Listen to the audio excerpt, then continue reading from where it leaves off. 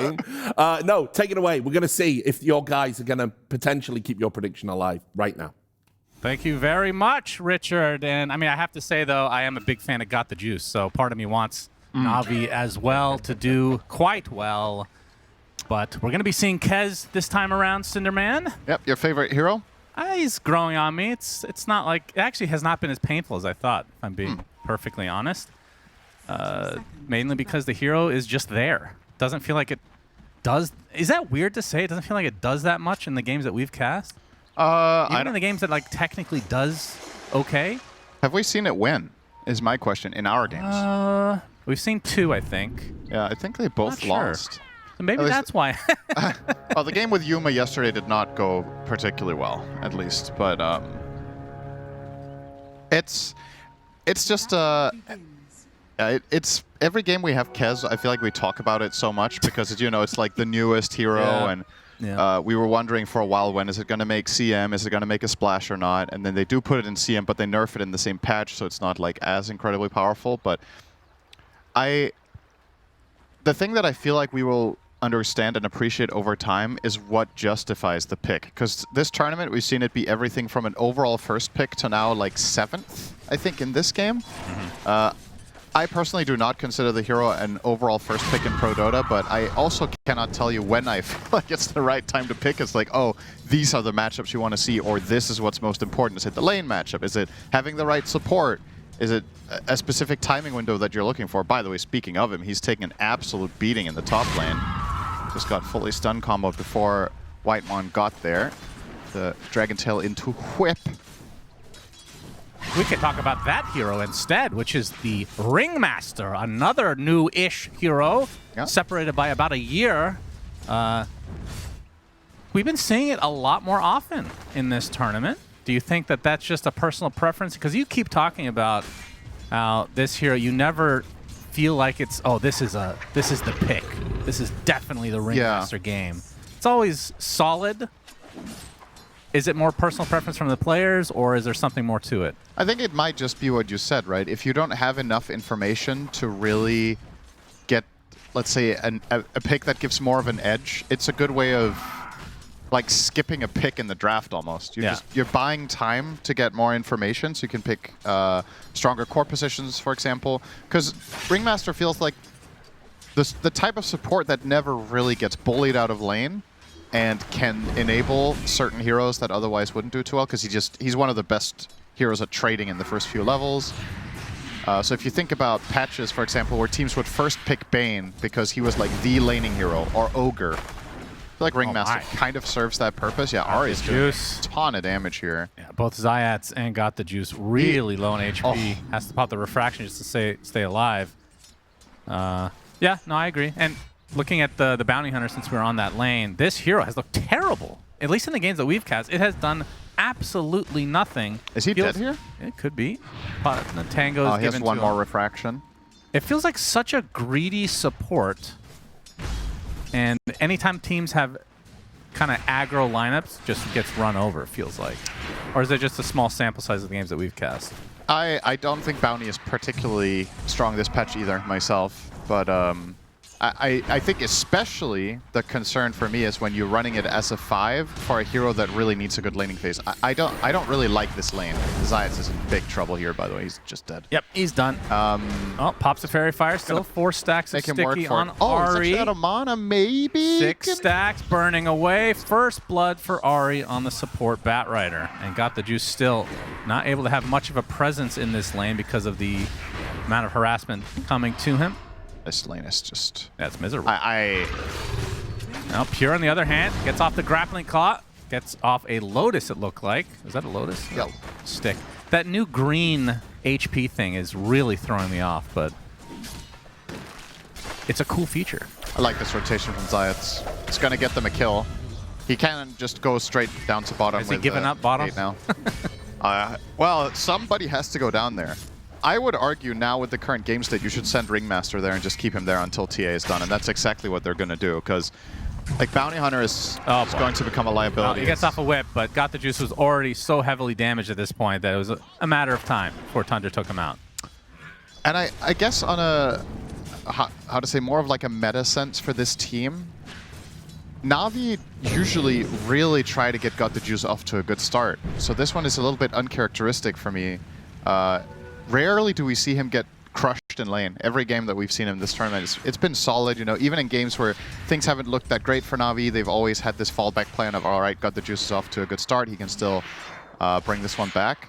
And this one definitely seems very targeted. And also Tundra in the draft, choosing not to ban this hero even though he's lossless on it, have clearly done some prep of how they want to target him.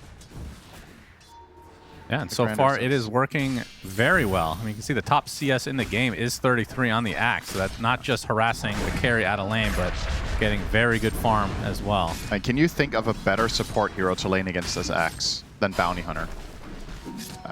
It's got to be the easiest possible lane, I think. For sure. Yeah, that's why they switch things up. We'll see if Zayats is able to have any sort of impact in this lane instead. Got the Juice still under the tower CSing. Sure, he'll make a bit of a comeback here, but suffering a bit, especially with that death to his name. Pure.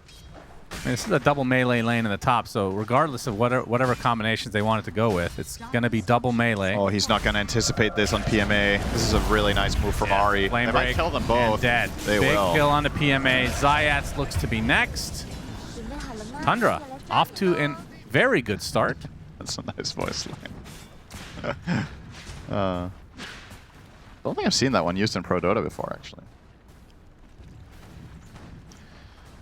Yep, this is what you get when you pick strong side lanes, and especially crush one of them. You free up the support, and you look for trouble elsewhere. And like we said for Bounty Hunter, his move top was good, but Ari's going to match it immediately. Riddy's looking to put some pressure back the other way. Yeah, gets off a nice work whip here. Gets Nice off kill. the scream as well, so That was really good well kill executed. for Navi. He had a killing streak, kill streak already on Ari. So Niku will get a little bit of a bonus from that one. Very nice spellcasting from Riddy's though. That was great impalement arts and pretty much max value on the whip too. Yeah. I'm sad we're not seeing any of the unicycle though.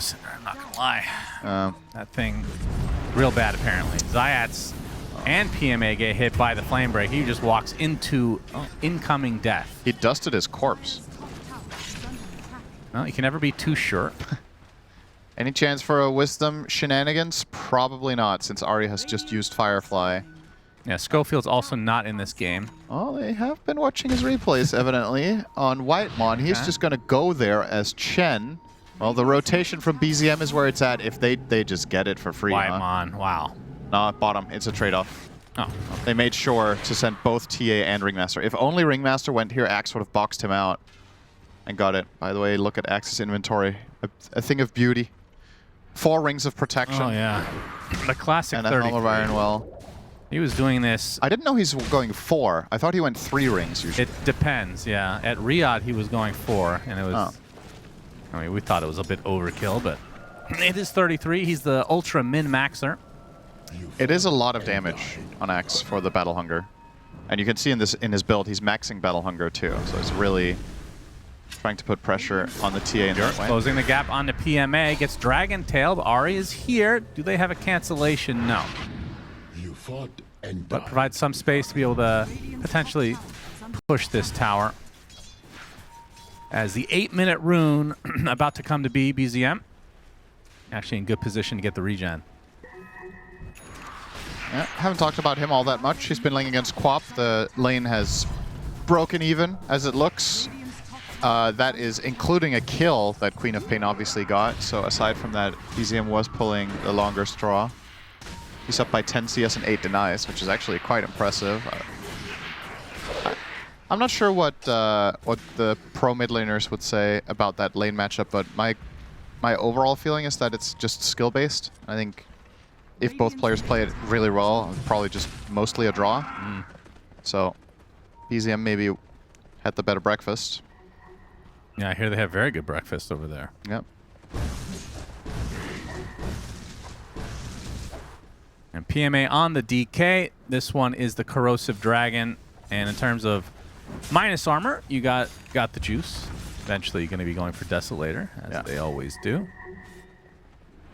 but no additional minus armor. We've been seeing a decent amount of strats where they go very heavy in that department. Yeah. As Niku gets Searing Chains by BZM, but they have the reinforcements. The whip into the Scream, but the Remnant away. BZM taking heavy damage. If Niku had been confident in the perfect layering of whip and the short stun from Bounty Hunter with the Shadow Walk, he actually could have killed him there. He could have cast Sonic instantly when the whip came out, and I think it would have been enough, but it was not inherently obvious that that was a kill. But it was... Afterwards, you could see that it would have worked. BZM, however, with the regen rune, is now back to full, so all of that pressure he put was free, which is why he did it, of course. Now looking for his next victim in Zayats, but not going to get it. Still, he will get the next rune as well. Tundra playing heavy mid-control and also going on the tower, and well, maybe they will get Zayats, as a matter of fact. Yes, dusted and dead. Still not level 6. There's the Scream. Doing a considerable amount. Got the juice. Actually wants to play, though. TP's in. They get the Shadow Strike onto Pure. And a parry and attack, but he is able to walk away safely. So these rotations kind of wasted from the Navi side. I think if Got the Juice doesn't TP, they lose the tower, but... 33 is found, though, in the jungle. Oh, okay. Using the Wild Wing. Yeah, he's been stacking waves and also still keeping it close to himself. Now he's going to They actually want to fight here, baiting the Quap in, the Searing Chains, but the big Sonic Wave onto 3. As BZM with that haste rune, trying to find something. Looks like he might have to settle for support. No, runs right into Niku again. The beautiful Searing Chains. And the Flame Guard's just ticking him out. So a big kill for the Tundra side. For the high ground, the Ringmaster goes. Actually does get the TP off. That was unfortunate for Ari. He just ran out of Firefly as he was reaching the cliff. So that would have been a secondary kill, but still. These power runes, you're seeing why it's so important to play rune control. A lot of what's happened in this game so far has been enabled by BZM getting the regen to pressure the Quap and force rotations in to protect him in the mid lane, and then afterwards he gets the haste, allowing him to actually go for the dive there onto Quap. So, yeah, Tundra with a good head start. And you and I, when we've been casting these games, when Chen is ahead, he doesn't lose. That's right. Today, however, when we looked at the win rate, it was sub 50%, which was kind of shocking to me, but I guess we've just had all the good games. It's 100% on our cast. Yeah, pretty much at least.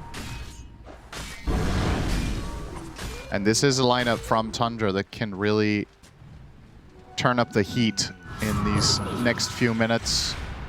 Ember plays very well around tempo. He has the Vessel now coming out. You've got Kez, who usually is relatively farm heavy, I would say, early on, but if he's playing from an advantage, he can go for these assassination type plays with heroes like Axe or Bat. Let's go get a quick kill and then back to farming. Could be a thing for him. Navi. I was actually talking to Gunnar about this yesterday, about offlane DK, and he thinks it's not really a thing right now. In his eyes, what constitutes good offlaners right now is the ability to have a reliable way of farming that is not item-based. So a hero like Axe, for example, you've just got counter helix, right? Tide has Anchor Smash. These kind of just AoE clearing abilities. And yes, Dragon Knight does have Dragon Form, but then you're using that for farming. Speaking of Dragon Form, Dragon Tail onto 33. Trying to use the Hurricane from the Wild Wing. It's not enough to save his life. It's a trade right now. Support for Core. Zayats does take good amount of damage, but able to walk away for now. Ari with the Firefly. It actually ends. Another Dragon Tail, and now the burst damage from Niku coming. That's 2 dead for the Tundra side. Searing Chain's going to buy a little bit of space for Tundra to try to get out. Sonic Wave reserved for Whitemon. That is some really hate for the Chen. And Pure tracked up. Yeah, these are starting to stack up for sure. Dragon Tail, the third of the fight, onto Pure this time, trying to parry. Might be ticking out, though, to Got the Juice. That's the entire lead. Even if PMA dies here, this is amazing. Yeah, they will get side of Navi. At least one Core. 3K gold in 1 minute. All in a day's work.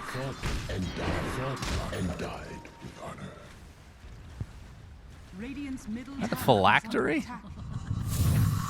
We'll talk about that in a moment.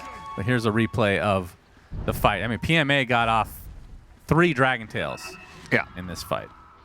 They don't really have the damage to kill Dragon Knight fast unless they have Bat Rider available for the fight. But as you see, Ari comes in late and gets Dragon Tailed before he lassos. Yeah. But yeah, I was about the offlane DK thing because it was trending for a while about half a year ago, and it kind of fell off completely. And we've seen DK rise in stocks so much in this tournament, becoming like a first pick, that I figured if it's that strong on carry, I thought maybe you could still flex it to offlane. And Navi are indeed doing that this game. So as usual, Gunnar just doesn't really know what he's talking about. Yep. That's okay though. We're here for him. Oh, Pure, this would be a big kill. Dragon Tail so opening. Cooked. Even the Wheel of Wonder, just in case. Just for show. Yeah, but the lasso onto Got the Juice. He's going to get called and chopped by 33, so it's a trade of position 1s. It's funny how often that happens. Yeah. Wait, what did he dunk? A creep of some sort. Oh, if you dunk... Wait. Wait, what was that? Was that an illusion? Because it's back up. It's on. Exactly. So I was just checking if they have a Helm of the Dominator that he dunked, and that counts as a hero because you know the creep hero dynamic. Yeah. Huh. But I actually don't know what he dunked then. Middle tower has fallen. Maybe we have a replay. I don't know if we do of that. What do you think of the phylactery? I mean, I'm personally not the biggest fan of this build. I know sometimes offlane or especially support axes go for this. I just find a lot of the time you miss your timing because you're delaying your Blink Blade Mill so much. But when you are maxing out Battle Hunger, this becomes significantly better because of the massive cooldown reduction. Yeah. The appealing thing is that the cooldown on Phylactery is 9 and on Battle Hunger it's 5, so every Battle Hunger will proc it. Oh, bit of a fight here. Sonic Wave is up, faking it out. Niku already having to blink, though, because Pure joins the party. And in fact, he might be dead. Good box to save him for the time being, but the call and the chop, that was not a creep. It was Queen of Pain. I feel like Niku was definitely playing with his food a bit, looking for a potential Sonic Wave, and they ended up just dying. It's just tricky against Ember to use Sonic Wave in general. It is, yeah. You risk missing it if he has 2 abilities that can counterplay it. So he was trying to animation cancel. Yeah.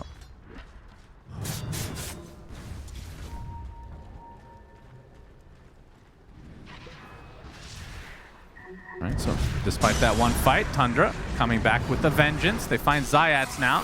Going to be another chop for 33, although it gets Dragon Tailed. Wheel of Wonders up already. Hypnotize onto 33. That's a big kill. So it is a trade for the Bounty Hunter. He was tracked, right? I think. Not sure. Extra value for the Navi side. I mean, considering how this game started out, I actually think they're in a really good spot. TA is now top of the net worth. She recovered fully from that tough laning stage. The offlane Dragon Knight is keeping up nicely with his opponents. And we've seen this hero scale so well. It's funny that both mids are... Look at their farm. Yeah. The worst of all the cores in the game. It's not a mid laner's game, number 1. I was going to say it's a bit underwhelming from the Quap, but looking at BZM, it's the same thing. And that begs the question, which team is it better for when the offlaners are doing well? Is it better to have a big axe in a game like this, or is it better to have a big DK? And I am kind of leaning toward the DK in terms of value of having high net worth, specifically because Axe's matchups are not the best ones for him. TA, you can sometimes survive the blink call because of refraction. DK, inherently very tanky. It is good against Quap to get the call, but a lot of the time she's not presenting herself as a valuable target. So just on a theoretical level, that is quite nice. Now it's just a matter of keeping on getting trades for Navi, really, and preventing Tundra from getting the big objectives. Obviously, playing with Chen, you're usually looking for tier 2 towers and Roche around this time, and of course the Tormentor will be the next big timing of the game.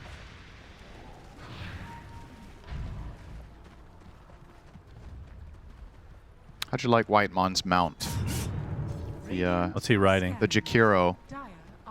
Oh, is that the dogs? Yeah, it's the It's Cerberus, right? Cerberus, yeah. I think, doesn't Cerberus in lore have 3 heads? Yeah, they didn't have enough polygons. They ran out. Yeah. Yeah. Morph was hogging all of them. Yeah. I mean, that mount's face alone has more polygons than Morphling, I promise you. Do you think Valve are specifically not updating the Morph model because it's a meme? No.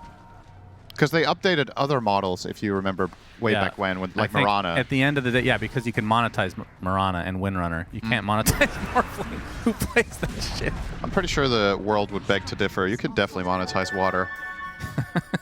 And doing that more and more. Well, Tundra with the smoke. Is under attack.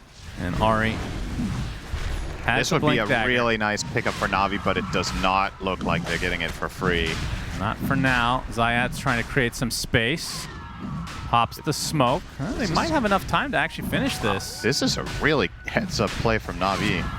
And it looks like Tundra actually was backing away knowing this is happening. So got the juice with the first Aegis of the game. That is such a good play, specifically given the game timing. You kill it right before it switches sides at 20 minutes, and now you're already in the neighborhood. Yeah. So now you can contest Tormentor as well. It's true. Play of the game for me there to make that call. It is not obvious, and like as mentioned, Tundra as well, we're not able to be there in time now. They will try to come here to the Tormentor. They have the blink on Axe, but they might just be late for this one as well. Yeah. Now they get everything and get out. And the TPs should be successful. Oh, that is... I mean, you talked about this, and we're seeing it live. The fact that 33 went for the phylactery. Yep. I mean, the point of him not having that blink, or sorry, the fact that he didn't have that blink means they really couldn't go into the Roche pit to contest. All he could do is have Ari, but they called it off.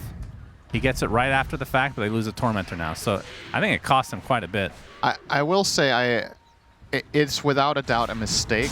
Oh, got the juice. We are going to see the lasso, but the call coming out as well. PMA with the BKB getting a nice Dragon Tail. Ari got it. Our Hand of God keeping him alive, but the last right click is enough. Meanwhile, big Sonic Wave onto 2. A lot of damage to Pure, but he's getting healed up a decent amount. 33, a good box to counteract the chop as he chops the support instead, and now in retreat mode. Tundra, 1-for-1 support for support. That looked hilarious. The box is such a good counter to Axe, though. It's a nice disengaging chains from BZM. He got 4-man chains on the chain gang. Yeah, I was just going to say, I think Tundra letting that happen is a mistake. As much as it's a good heads-up play from Navi, if they're getting the Roche, that's one thing. But not already premeditatively having set up the Tormentor, given the game state and what lineup they have, I think that's something Tundra would have had to do prior. You're playing against TA and Bounty Hunter. This Ops and Sentries need to be up there before the Tormentor spawns. You need to have overall control of the neighborhood. And Navi just pulled a really big move by getting both objectives. And honestly, oh, actually, they changed this. I forgot. I mean, this looks cool too, but the Bounty Hunter shard that he got, I forgot that it's a talent now, where you get the % damage reduction, which is the 15 talent. But I mean, the Friendly Shadow, you think that they can make good use of this, because that could have big implications, potentially. We're seeing it right now on PMA. It's definitely when you not, attack out of it, you stun as well, right? Yeah, you do. It gives all the benefits that Bounty has himself. So when you get the 15 talent, it also gives the damage reduction to allies, I do believe, at least. That's how I remember it. Haven't been playing it for a while. Don't know if it was changed, but... And the reason I mention that is because Zayat's is 0 and 7 right now I'm second-guessing myself. No, but maybe we'll see it. I think you're right. I think you're right. But yeah, giving Invis to a hero like Dragon Knight, it's not so much necessarily that he needs it for the initiation of reaching his targets, because he has Blink, but he's able to access different avenues to get vision first before he blinks and look for some cool stealthy plays. How many people can you have this on at once? 10 seconds cooldown, 35-second duration. So actually yourself +2, even 3, but for a very short time. Could make some interesting gank squad moves. Yeah, it's a very cool shard. We haven't really seen the best use of it historically. Tier 2 tower down in favor of Navi. 1 minute on the Aegis. Do they force a fight? Still a tier 1 bot, so they will get that one easily. So effectively what we're seeing here is Navi getting 2 additional objectives from their other 2 objectives. So the thing that happened at 20 minutes has had a massive snowballing effect. Them getting Roche has given them Tormentor and 2 additional towers. It's such a pivotal moment of the game, and it's why in a lot of the games that we're casting, you're seeing teams already set up at 20 minutes for the Tormentor. But Navi, with all the goodies from that, will be able to take some additional real estate now. Their items on TA are starting to look quite solid. BKB, Deso, Pike completed. The counterplay from Ember will be the Shiva's Guard. And I wonder what the mindset is of Tundra right now. The Aegis is about to expire. Obviously, Navi got what they could with it. Are you looking for a fight now that this falls off, or does Kez need more items? Closing in on BKB. I figure that's probably when they want to do something. Kez becomes a lot stronger when he gets the BKB. Dire's bottom tower is under attack. And in this game, as you've seen, when Pure enters fights, if he gets caught by Dragon Tail, he can just get 100 to 0'd by TA. So, gotta be kind of careful. If Chen isn't there with a timely Divine Favor. Mm-hmm. So how many of those BKBs do they have coming? Is it 2 right now?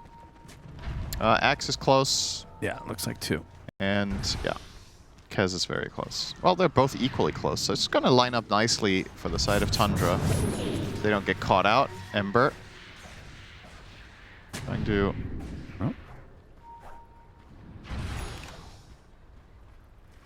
Didn't go for the D ward.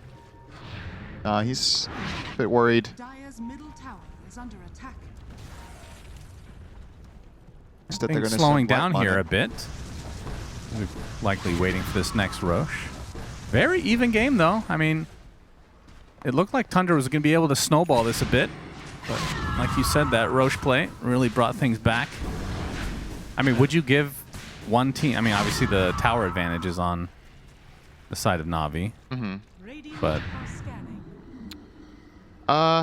I mean, it's close to 50-50. I mean, that tier 2 bot I didn't realize was actually taken out a while ago. Yeah. Kez and Chen made quick work of that. But it's, again, for me, it's a little bit harder to have a clear read on Kez games, because I'm looking at this conceptually and I feel like it's pretty much a 50-50, but it's possible that there's certain scenarios where now the Kez is going to pop off. And it's just a matter of, I guess, experience with just seeing the hero in action in pro play. You can have your assumptions based on however many pub games you play or watch that you like, but this is a different game.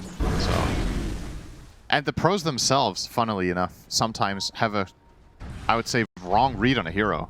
Like sometimes you go to a tournament and it's the first few days of a tournament that some hero is super meta, and then after day 3, all the teams realize, wait, the hero is winning 1 out of 3 games. we thought it was a first pick. We thought it was so strong, and it just isn't. You know, the most recent example that comes to mind was a TI where Timbersaw, even in last pick situations, went 0 and 10 or something in wins. And now in this tournament, he's being first phased after some slight changes. But even here, I don't think the win stats were that good either, if I remember correctly. So it just the pros just love their Timber, I guess. Who doesn't? And that's what's funny about Dota sometimes, is that it's not necessarily about how good the heroes actually are. It's about the perception. Yeah, of course. Because you might even give teams the win rate stats of Timber, and they're like, yeah, we still ban it. We don't like playing against it. It's annoying. Yeah. Oh, lasso initiation from Ari. Meanwhile, Pure just destroying Riddies right off the bat. Got the juice with the BKB, but 33 gets the call after the fact. The big Raptor dance from Pure. That's enough to take out the TA. Wheel of Wonder, decent usage, but they have the BKBs in full use. Niku able to blink out to safety for now. The Bounty Hunter not going to be so lucky. Another chop to the name for 33. Seems like the Kez BKB was indeed the timing. Oh, the Dragon be a Tail big is find. finding BZM. Yeah. He was left all alone. He had a gem. Okay, that actually is... That kind of equalizes It things. really does. That fight was very much in favor of Tundra until that moment. Yeah. Buyback from Riddies, but getting that gem is worth more than his buyback. So. Are seeing some scaling here, though, for Tundra. Those kills, you get Deso stacks, you get armor on Axe. And of course, as you mentioned, this is a semi-minus armor strategy from Navi, so getting those stacks up on Axe with a Code of Blood, really nice against TA in particular. Sitting on 14 right now for 5.6. And he's going Nullifier next. He's had enough of the damn box. Yeah. Understandable. Nothing else that really counters here, I'm assuming. Is there? Do they have... No Glimmers, no Force. Well, they have Pike. Remind me TA. how the Phylactery works with Culling Blade, because when it originally came out, I think it was bugged and then they fixed it, right? So it works the way you would think now?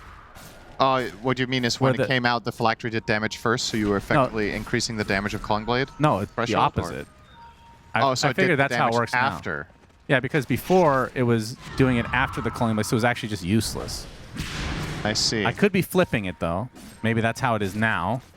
But I feel like it makes more sense that the Phylactery does the damage first, and then the Culling Blade goes into effect, right? Phylactery does damage first according to production. Yeah, so that's good. That is good. Smoke from both sides. I was actually not aware of that. Thank you, Sunsfan TV. Anytime, buddy. I know all the stupid interactions that nobody cares about, Jim. Yeah, Phylactery is a good item in Turbo. Get it minute 1. So actually, people still don't buy it, to be honest. And Tundra looking for a smoke maneuver here if they can get around, but both teams kind of like ships in the night, just going to pass by. I don't know if anybody will even get spotted when all is said and done.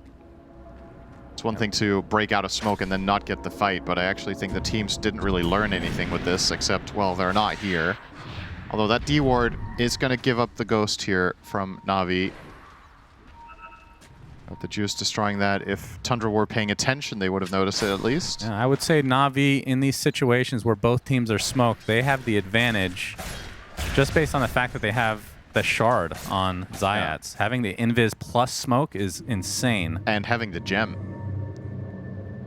The fact that they got that off of DK, or rather off of Ember with the DK kill. Got the Juice with 6 charges on the Deso. Has the Daedalus as well. And looking like a butterfly as Ari with a good initiation onto the DK. Insta-gibbed. And just like that, Navi now on the run. Bounty Hunter has the gem, so they can get it right back. And Pure sees that. They will snag it. 3 alive for Navi as they try to retreat. The Shadow Strike from Niku, trying to buy some space. It's going to force the BKB on Got the Juice, as Pure with the Raptor Dance just eviscerating Got the Juice. That's a triple kill. Make it an ultra for Pure on Kez. And one more to go. He wants this. You know he wants this. The grappling claw looked like it hit, but Niku with the blink out of range now. Pure out of mana. See if they try to give it to him. Grappling claw in. No. BZM, as always, ruins the party. But either way, it's a full team wipe in favor of Tundra. That's like a 6 for 0 because you also got the buyback out of Bounty Hunter. Just a completely clean engage. A little bit of a, I want to say PMA out of position there, getting jumped by the bat. And then unfortunately for Navi, save a friend syndrome, 1 by 1. They come in trying to help. And man, TA couldn't do anything. Pure just was all over him. And that's the problem in fights. When you fall behind against Kez, this hero is hard to get away from. Just look at his chase potentially. So first of all, DK gets jumped here in a little bit of an awkward spot. They get the track off and Got the Juice. He actually goes in for the attack on BZM. So the call seemed to be from Navi, let's fight back. Very much disagree with that when DK's dead. I think you just have to dip immediately. He could have piked out and blinked away. No. Instead going for that one attack onto Ember. And Pure is on his tail until it's over. And this insta. Funny thing is, I think a lot of them actually get away if there isn't a Culling Blade. Like the extra movement the move speed made definitely a helped. Huge difference. I think they could have, realistically, they could have cut Bounty and got out with the rest. Potentially. Which is, you know, quite a big deal. Losing the extra 2 cores. The Sith Lord himself looks unpleased. Had the same thought. You like that? I made a movie reference for you. That's true. Wow, I'm so proud of you. Yeah. Growth. Wow. I haven't watched Star Wars. Yeah, that's pretty weird. Actually, I think I've watched one. Which one? Which one did you watch? Which one was it that came out first? Was it episode 4? Yeah. I think that's the one I've seen. When New I was like Hope. 10 years old. Oh, I see. Maybe. Back when you were a normal child, before Dota. I was never a normal child. Lasso initiation, another kill onto Zayat. He is 0 and 10, the bounty hunter. Yeah. Having a rough one again. 2 levels away from the promised land, though, Cinder. I mean, I can respect going for the Milk Award, but you got to do it at the right pace. This is a little bit too fast. You want to make sure you can still win the game, too. Otherwise, it's not cool. Well, by that logic, then, this would need to be like a 70-minute game. You have a point. He should have died more earlier when it mattered less. That's right. It definitely matters less early. 3 minutes on the Aegis for Pure. He's going Conda on X. Radiant's top tower is under attack. Conda? Well, you have a way to break PMA. Yeah. What's the cooldown on Conda again? Is it the same as Phylactery? Is it 9 seconds? It might be lower. Why don't you look it up? You have a keyboard. That's right. Radiant's top tower has fallen. It's also 9. Okay. So 9-second cooldown, targeted break. How long is the break? Attack. Yeah, the fact that I don't know this shows a lot about the state of Conda. But it's actually coming back now. 4 seconds. 4, all right. Oh, 33. Forcing PMA to cancel his TP, and he just has to fight his way out of this, which means death. 33 looking for yet another chop. He has 3 battle hunkers on top of him. And that's with the break, of course, with Conda. True. Cool, pretty cool. Battle Hunger does more damage to DK when you have Conda. That's true. He loses armor. That's a big kill. He's on the sidelines for a minute. Tundra really in full control now with the Aegis still for 2 minutes. They got their gem back. And they got the lasso. Yes, another lasso. Didn't even catch the kill. He dies so fast. That's 11 now for Zayat. I mean, he is getting there. Well, he might yeah. just reach the 20. Then They he have just to needs to win. win after. Pure high ground attempt number 1. Minute 40 seconds on the Aegis. Get this tower pretty cleanly. This is without a DK for 30 seconds. So Niku actually gets taunted. Very nice initiation from 33, but the box yet again used to save him. But the Searing Chains are now the right click from Kez with the Raptor Dance. Goodbye. Everybody on NAVI completely torn up. And Pure wants to go for Throne. 70 seconds. Quap does have buyback here. As the DK about to revive of his own accord, fortification is used. They're going to go for this melee barracks. This will refresh the fort, though. Even if Quap buys back, no Sonic Wave now. Yeah, true. still Dragon have Tail. Aegis. They want to get through this Aegis. 33 with the call, though. Pure wanted to get the tier 4. It's basically dead at this point. Look at that damage, though. Now the lasso and the box being used to save. 33 with the BKB, getting eviscerated himself with PMA. Going on top of Pure. They do get the Aegis, but it cost DK his life again. 70 seconds of no DK. Trying to parry is Pure. Wants to fight it out. Focusing all his efforts on Got the Juice. Another Raptor Dance. Doing a decent amount. He's going to have to use his Raven's Veil to try to get away, though. Creating a lot of space for himself. He is pretty low. Gets whipped into Oblivion. Shadow Strike applied, but now gets to the other side. And, well, they get away cleanly with the barracks. Oh, hello? Blink into death, apparently. What? Miku wants the game to end, and he'll get his wish. GG's called. I mean, the game was over. Not a big deal, as Tundra will take it. Why? Huh? I mean, the game was over. Was he hoping he could just snipe the Kez blind? Want to win, but today we're all winners because we're about to listen to Suns fan and Cinder and cast this one. Yeah, Cinder and I both losers. They cancel out into a giant winner. Born to lose. Just doesn't roll off the tongue as well.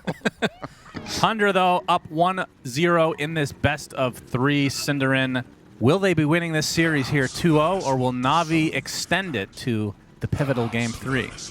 I was sitting in the green room looking at the Navi draft and talking to both Lacoste and Gunnar about it. And after we were 4 picks in, it's like There's a lot riding on this Kez. They picked very little damage and very little overall. Like, they have teamfight abilities with Ravage and Disruptor ult, of course, but they don't really have the necessarily most obvious lineup here. So a lot is riding on Niku. He looked very confident on the camera shot and happy to run this in a deciding game for him. So, or I say deciding game. It's obviously for survival, but if they were to win this, they're not through. They have to do it again.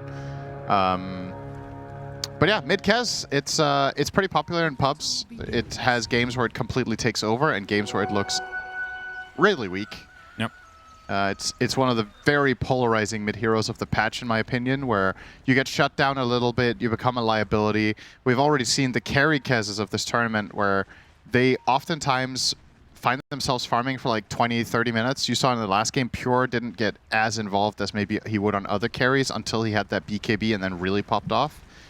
So I'm curious to see how Nico's going to do it from the mid position. You get faster levels, which means you get more playmaking potential, of course, than the carry Kez does, but his lane matchup against Ember will be interesting. Yeah, if you had to... what's your gut read on who should have the advantage in this lane? Because I feel like both heroes kind of want to play against melee. Well, actually, that's not true.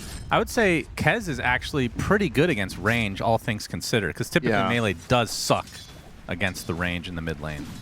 Yeah, Kez is one of the best mid-heroes against the archetype range, just because he has this. Deflect, the parry, as well as a way of connecting with Grappling Claw, of course. I mean, my gut feels that it's probably quite even. I would maybe slightly favor Kez because you're playing into a hero whose survivability is built around the Flame Guard, and you just do a lot of physical damage. If you just get to hit him a lot of times in succession, the bleed from the Kazure Katana is also quite good. But I don't foresee Ember, or rather Kez, just crushing the lane. And you picked Ember into it, right? You kind of knew it looked like that it was going to be a Kez mid for Navi, the way Tundra were banning.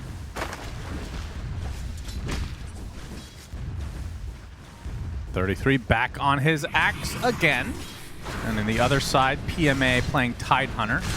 Hero that, I don't know, we see every now and then. It's not the most popular at the moment. It's a glimpse top lane. Onto Whitemon, the hero of the patch, it feels like.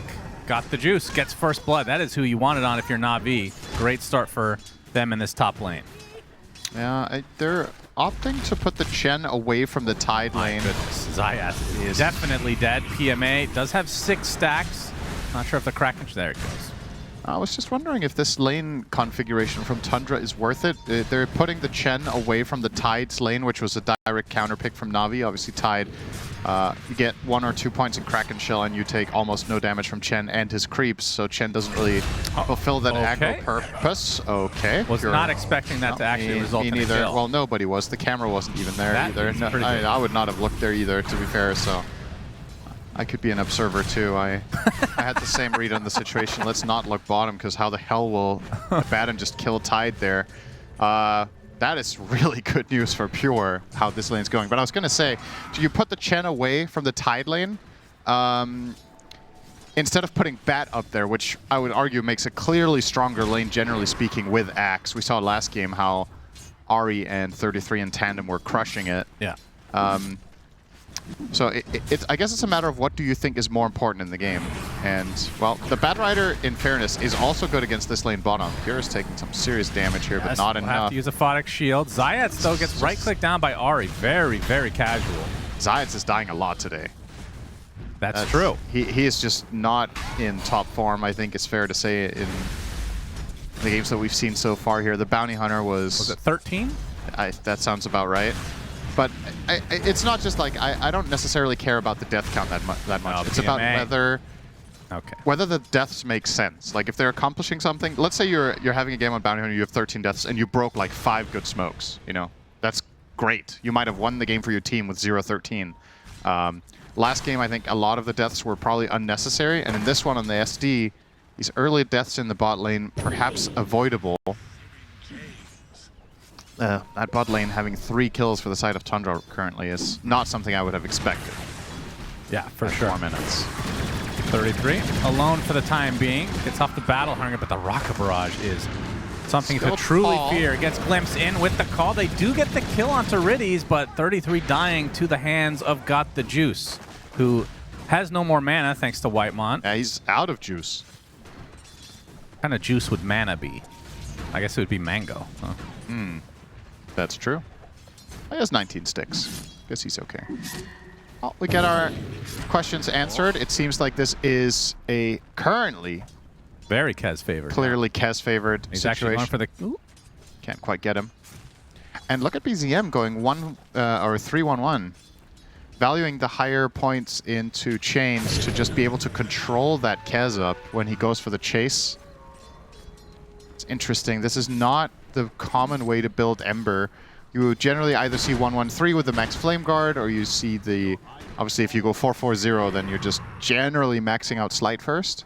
So, can't say I've seen a lot of this 3-1-1. Seems like a very targeted way to approach this matchup. Yeah, well, it's not working for the CS, at least. As Riddy's making his way over to... I mean, it's still a minute and a half. Here comes Ari, though, in mid. Ooh, grappling claw. Interesting interaction. Did he grapple? Is it overriding Flame Break? I feel like that should have knocked him back. It kind of looked like he... When in doubt, just say Kezu's stuff, or Kezu's stuff overrides everything. Kezu as well. Great YouTube videos. Go check him out. Yep. When in doubt, Kezu is the slogan. Time for Power Rune. Yeah, 6-minute Power Rune time. BZM is not gifted it. It is a Shield Rune in the top. Searing Chains on Niku to provide some extra cover for Ari.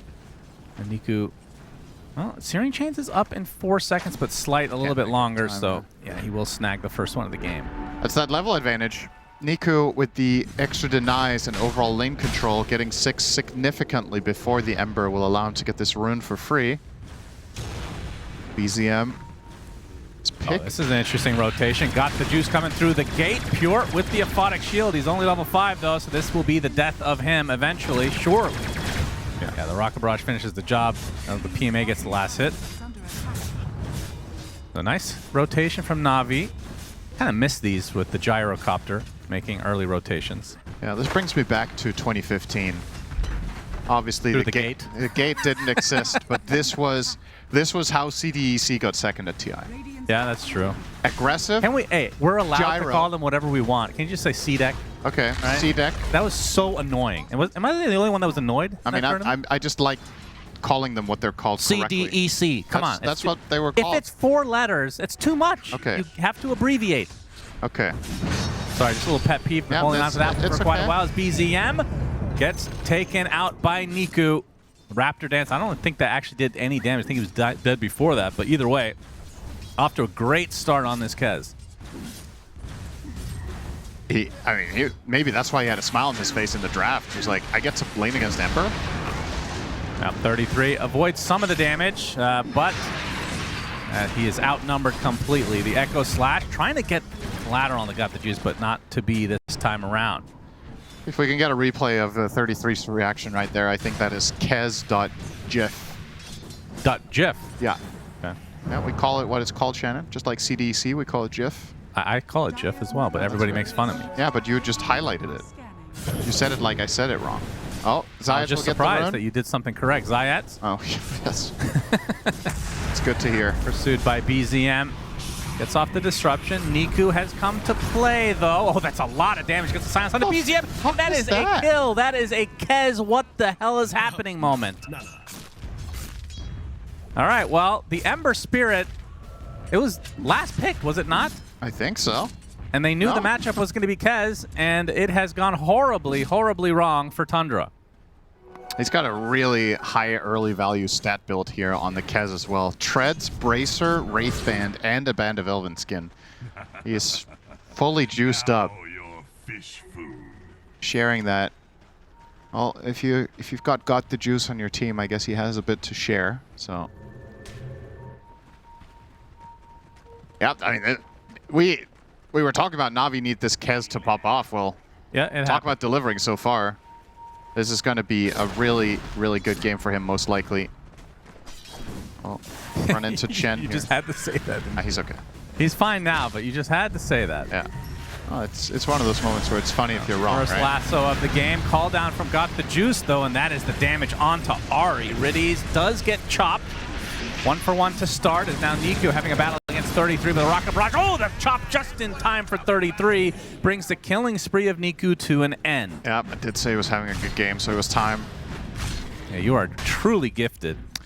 That is something we didn't talk about this game just yet. Axe is very good against Kez, so that is at least one thing that Tundra have going for them in that matchup. And I would also say Abaddon may be one of the better carry matchups simply because you don't die when Kez hard commits on you with BKB later in the game.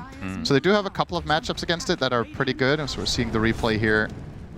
Nice of Riddies to get all the spells off. Obviously will die in the end, but maybe Niku could have played his way out of this one.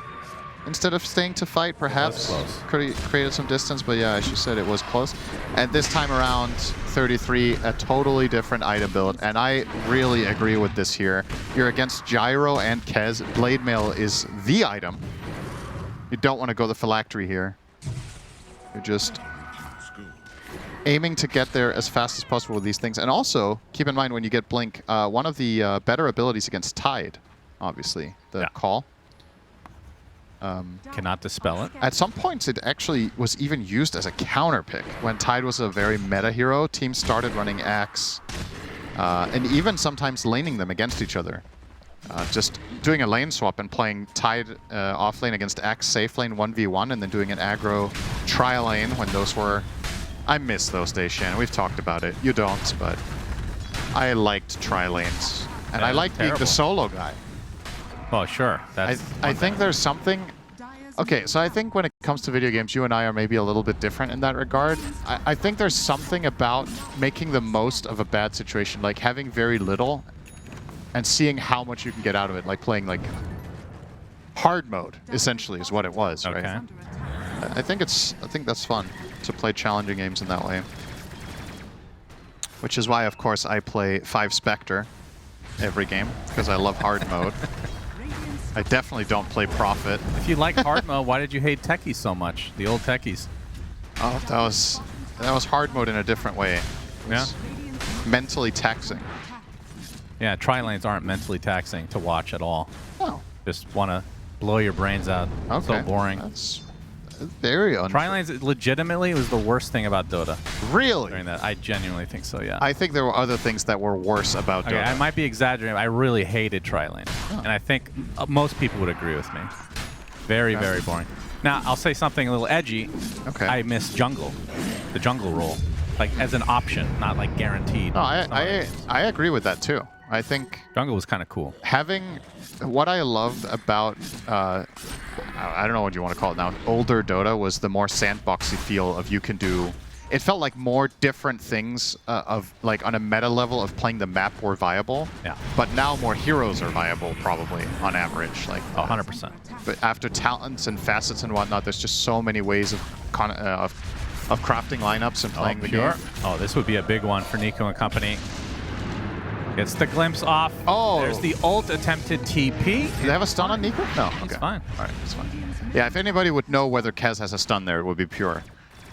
So, opted for the Midas into Radiance. A kind of greedier approach. Usually we see Abaddons just go for the Null Talisman into Radiance, but he's getting a Midas on the way. That is a slower approach, and considering BZM's game is not exactly the best, that could come back to bite them here. That the Abaddon comes online slower. Yeah, because we can see on the other side, Got the Juice is owning in terms of farm, almost done with his Aghanim Scepter. And he's just totally free this game. And of course, we've talked about Kez ad nauseum, almost done with his Manta style now for Niku. 4-0-3. That's the kind of stat line you want to see on your Gyro 13 minutes in. Just absolutely rolling his lane. And the rotation earlier to the bot lane. Yeah, you're probably not going to take fights until you have that BKB, so that provides a little bit of time for Tundra to get the next stage of items. But like you said, if you're getting a Hand of Midas into a Radiance, you need a +1 item on that before you're really comfortable fighting. And then for BZM, I actually don't know what. I think this is a game where 33 needs to do some work to get BZM back in the game. Yeah, that's why Blink I'm happy to see the Blink Blade melt, because this is the You know, it's cookie cutter. There's nothing special about it, but I think for this not game, for 33. true, I guess. I agree 100%. He needs to get some serious work done here. Of course, there's counterplay on the enemy team. Disruption, one of the best abilities against Axe in Dota. If Zayats is in position, or I would love to see him buy Blink Dagger here on SD. Usually Zayats will go for more standard utility items though, such as Solar and Glimmer, etc. But this is just one of those games where you need that key save. You're against Axe and Bat. Getting disruptions off consistently is the highest possible impact you can have in this game. Yeah. Demonic Purge is not that important. It's nice, of course, but disruption is his primary purpose here. Ari. The Juice, did they actually go on him? No, they want out the Shadow Demon first to be able to provide the save for the call. You can see the Disruptor ult is placed, has got the Juice with a good flat cannon. No deaths quite yet. Ari trying to run away with that Firefly as Zayats is the first to fall to BZM's hand. Desperately needed for the mid laner of Tundra. Nice Searing Chains. That's going to be the second support dead for Na'Vi.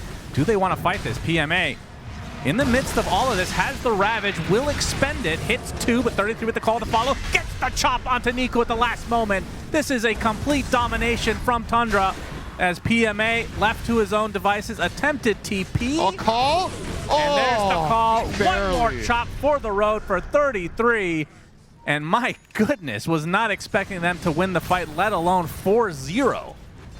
That's that positional advantage. You have the high ground, they walk into you, you get the lasso to start, and you build the fight around it. Na'Vi end up having to use some spells a little bit awkwardly there to try to cover for their Shadow Demon.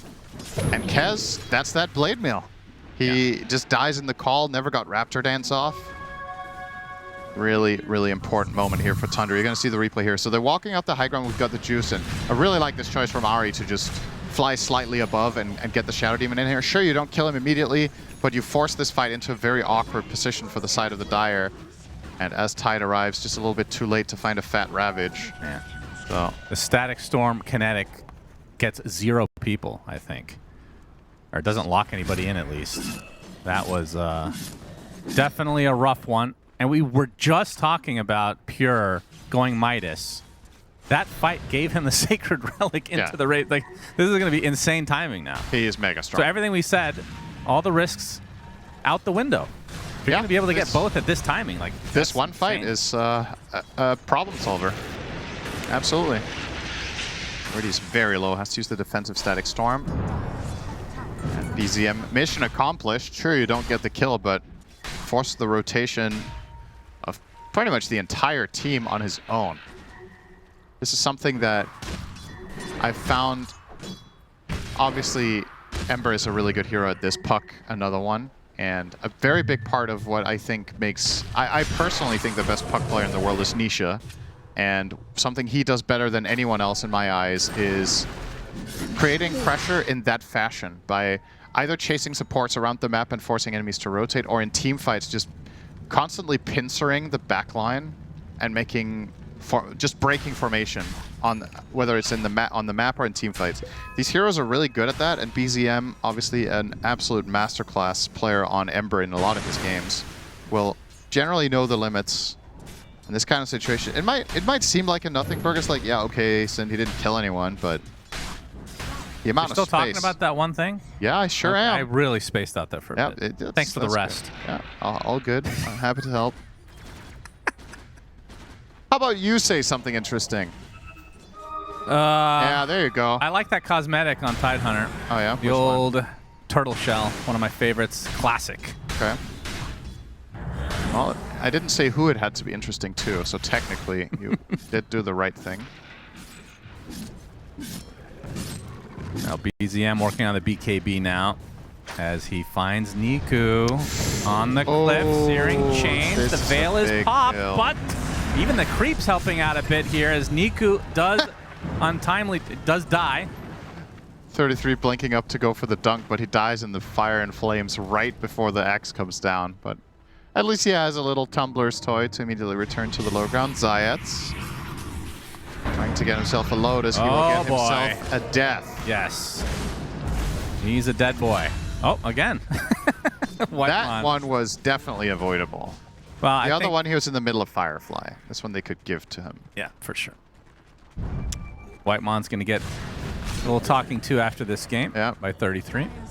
This is the last time you're getting Chen. I don't like winning. That's what 33 will say. It is funny that has a 47% win rate. Oh, it's better now. Yeah, after that first game. We'll probably get it to 50%. Do you agree with this? 52-48. Interesting. Very interesting. I can see why the theoretical win probability would be something like this. Is that because CY is coaching Navi? Hey, I like that. Sorry, go ahead. Dota Plus generally likes big team fight ultis because when you get later on into the game, the average game doesn't have the level of execution and positioning that you would probably come to expect. I think on a pro level, I would not agree, but I'm not surprised to see it being like 50-50. Just because of the overall theoretical power of something like Gyro Tide. Right. Radiant makes one mistake, they can get cleaned up. But will Tundra slip up? Zayat's being scouted, I think. Ember saw him there. There are definitely plenty of pings coming out.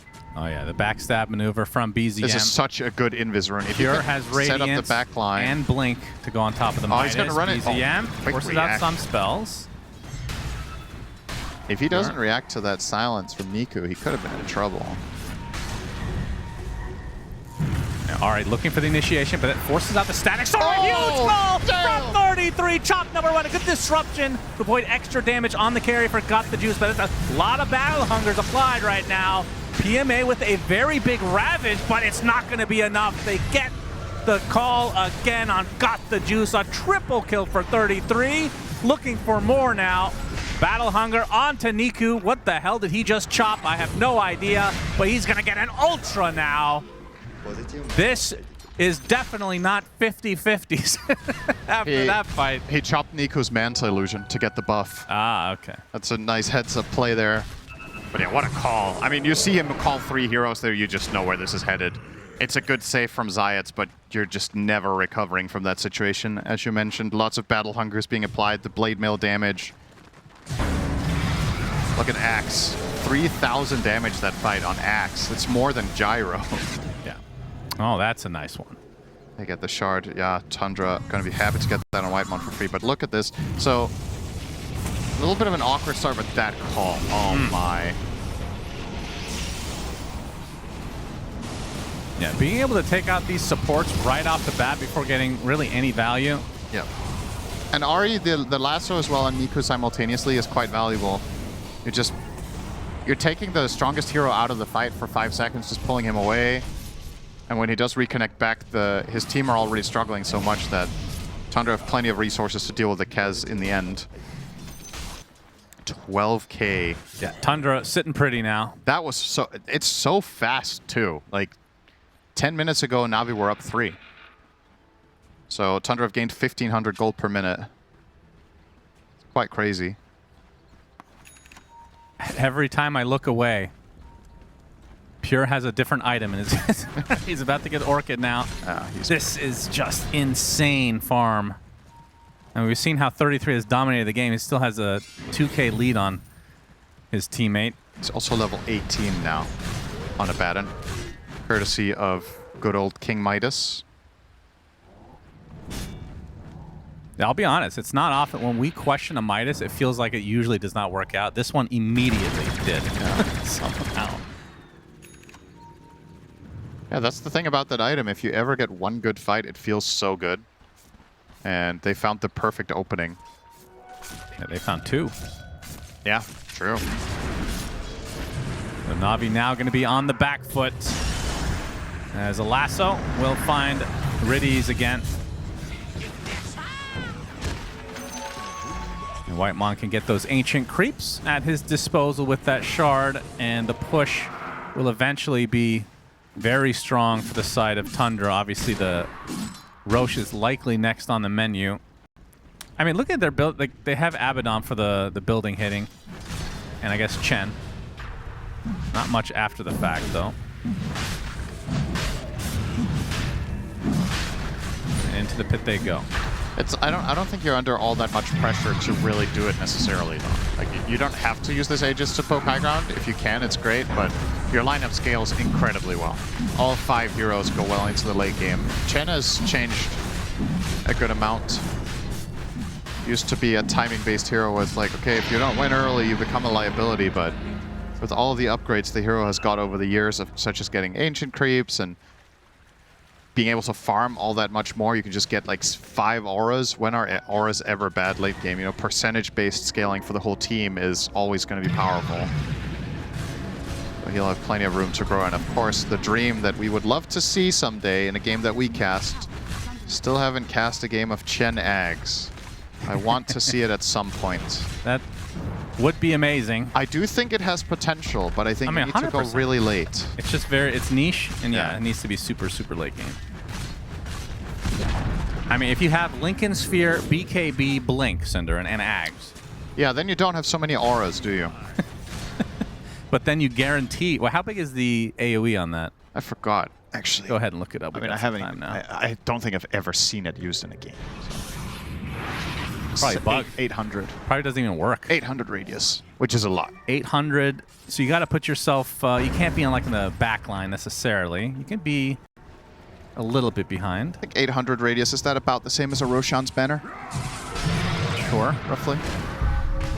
Just for context of where you can stand, obviously. Yeah.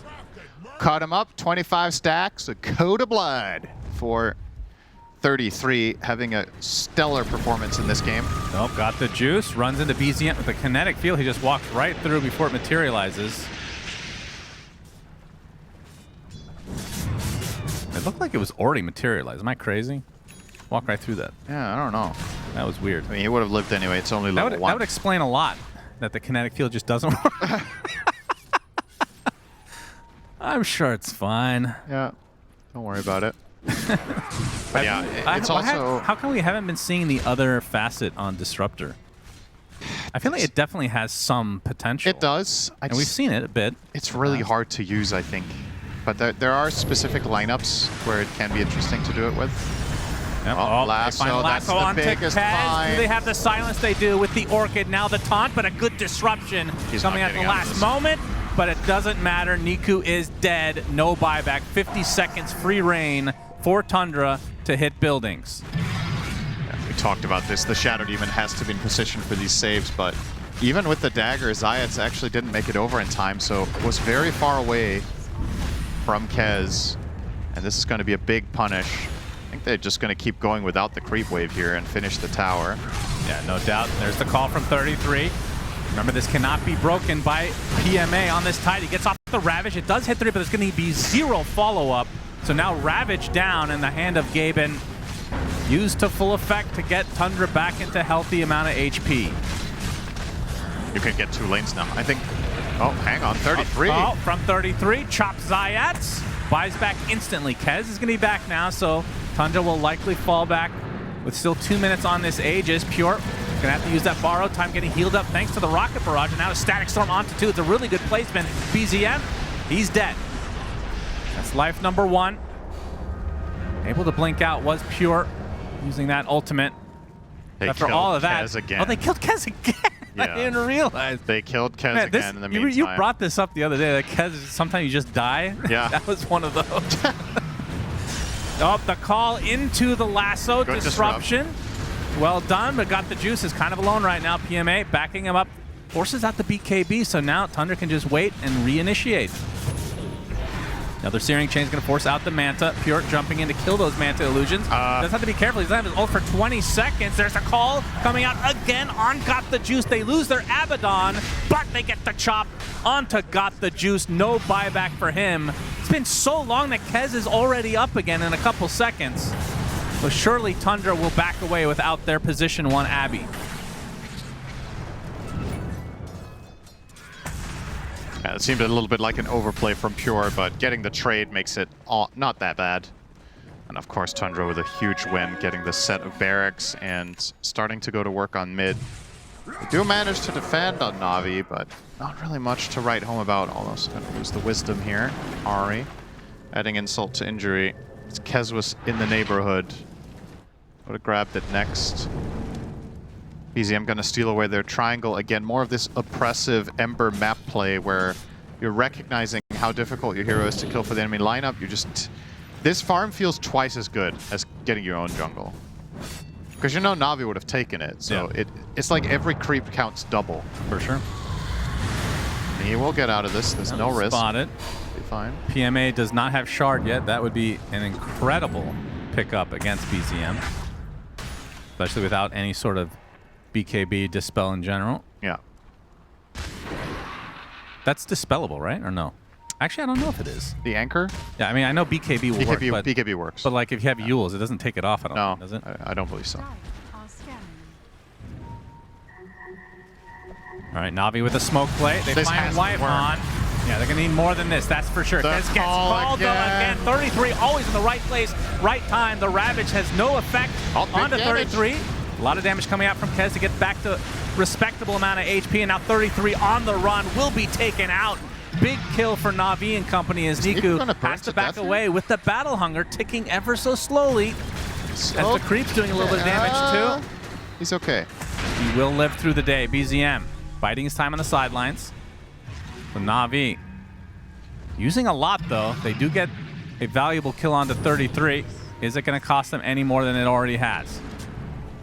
Niku's still sticking around despite having very low HP. Ari spots him though. Gonna use the Veil, get out of dodge, Ari into the pit. Using that vision advantage as BZM takes out one support, but Niku again dies to the hands of Whitemon of all heroes. And got the juice already with the BKB usage. Not sure where Pure is in this. Oh, he's right there, he's dead. Double kill for Got the Juice. Cost him his life as Whitemon is just cleaning everybody up. He's killing them with his hero's attacks. It's so very strong. That's why he's undefeated right now. Yep. As PMA in a 1 versus 2, he's going to be tough to bring down. Has the pipe activated as well. Shiva's applied to him now. But he's running out of mana. He's going to get some backup now from Zayat. Going to be able to dispel BZM's Flame Guard. Slow him down as well. And PMA, I don't know if they're going to get this kill unless Whitemon has something up his sleeve. Disruption now, slowing Ember down even more. Zayat can chase. Well, able to the other blink. heroes are going to start connecting as well. This fight was so long. They start respawning, including 33. Is under attack. Let's rejoin the fight, and yeah, love this from 33. His itemization here. It's going to go for the refresher. If Axe finds a singular good call on Gyro or Kez, with Blink Blade Mail call, you're going to have to disrupt, you refresh, you do it again. Yeah. And that's just game. This is truly a game-closing item if he gets the fight that he's looking for. And it won't be long. He's going to get a Granite Golem here for Whitemon. That feels very nice against the... Well, just in general, it's always good to just have this percentage-based extra health on your team. How tanky Chen is. It just feels weird to look at, right? Well, he does have a shield rune. He's level 19, 2300 HP. All these auras. This hero used to be, you know, kind of paper later in the game. It's just not the case. They get way too farmed. He has more net worth than Kez. Oh my god, I just realized. Oh my god. Oh my god, I just realized And he just got how off to bad such a Niku's good game start is. too He from had Niku. Yeah, I mean, that's what I mean. That's just Kez. It's like, you feel like you get it. It's like, oh man, I'm owning this game. I'm going to get so farmed. I'm going to carry. And then 5 minutes later, you're 6th on net worth, and you wonder what happened. Man. Just those couple of fights, man. He just lost all momentum. Well, Chen has overtaken him. Now a lasso. Disruption coming from Zayat. It is there. Is it enough, though? Pops the BKB, forgot the juice. Trying to run away. Trying to get the kill onto Ari in the meantime. Will attempt to get out. But Pure is pursuing. We'll kill off the illusions. He's slowed to a crawl now. Good disruption.